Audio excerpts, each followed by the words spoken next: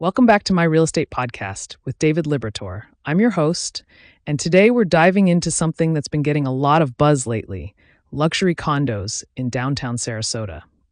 David, you've been really deep in this market, so I'm excited to pick your brain about what's actually happening with these high-rise towers and what makes them different from each other. Hey, thanks for having me.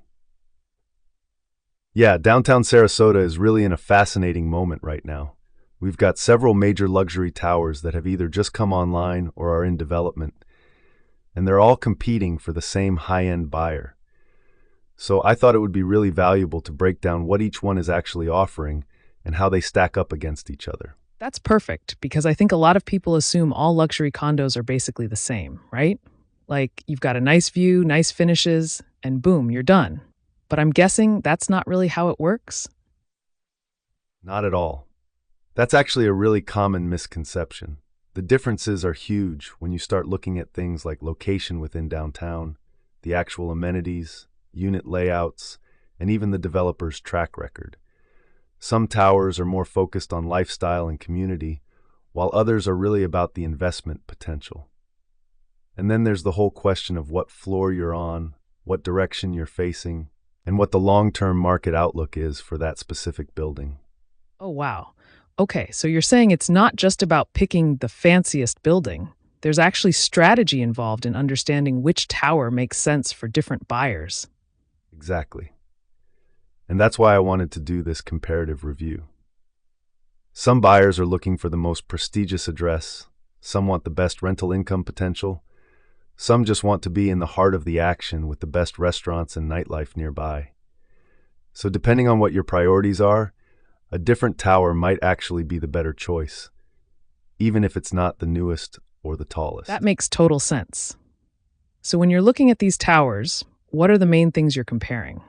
Like, what are the criteria you use to actually evaluate them? Great question. So I'm looking at things like the unit mix and floor plans. Are they studios or are they three-bedroom penthouses?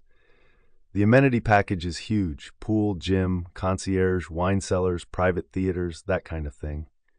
Then there's location specifics: proximity to the beach, walkability to restaurants and shops, parking situations. And then the financial side: what are the HOA fees? What's the price per square foot? What's the historical appreciation? And what's the rental market like, if that's relevant to the buyer? Right, right. So you're really painting a full picture instead of just saying this one's the best. I love that. So what's actually going on in downtown Sarasota right now? Is this a buyer's market, a seller's market? Are things flying off the shelf? It's really interesting because we're seeing a lot of activity, but it's also gotten more selective. The days of everything selling instantly are kind of behind us. Buyers are being smarter about where they're putting their money. And honestly, that's good news, because it means the quality developments and the ones with real value propositions are standing out. The ones that are just throwing up a tall building without thinking about the experience or the community, those are struggling a bit more. No kidding. So that's actually really encouraging, because it rewards developers who are actually thinking about what makes a great place to live, not just what makes a quick profit. When someone's considering downtown Sarasota luxury condos right now, what should they actually be thinking about first? First, I'd say get clear on your own priorities. Are you buying to live full-time, part-time, or as an investment? That changes everything.